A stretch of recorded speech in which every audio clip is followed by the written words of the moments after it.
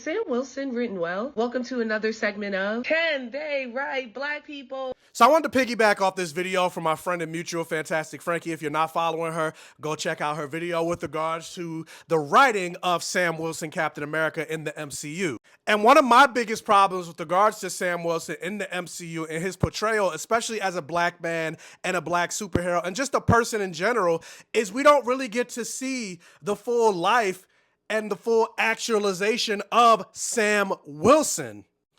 And what I mean by that is think about the people in the MCU that have their own movies.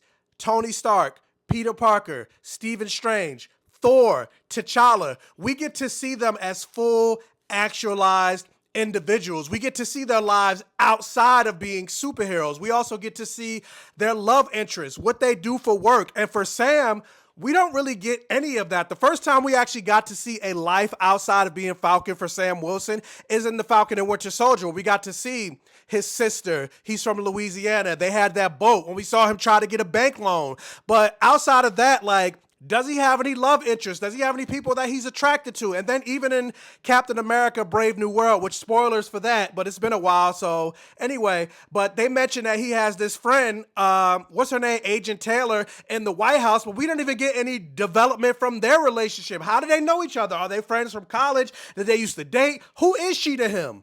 The same problem I have with Captain America Brave New World is the exact same problem I have with Falcon and Winter Soldier. It's called Falcon and the Winter Soldier, but we learn more about Bucky than we do Sam. Like, we get to see Bucky on Tinder dates and all that other stuff, and they hint that he's bisexual, but then they don't go further with it. I made videos about that, so I'm not going to rehash that here.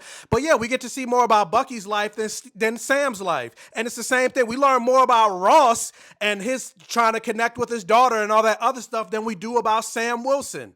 And yeah, you could make the argument that we didn't learn much about Steve Rogers' life, but that was literally his story. He was a fish out of water. Everyone he's known, loved, and interacted with were dead because he's in another timeline. The only connection he had was Bucky, but his story was leading up to the fact of him finally letting go, or being able to let go of Captain America and just be Steve Rogers. That's why you saw in Winter Soldier, like, Black Widow was trying to get him to date. That's why I was not a fan of his story of going back to the past to go back to Peggy, because like I said, his story was leading up to letting go of that.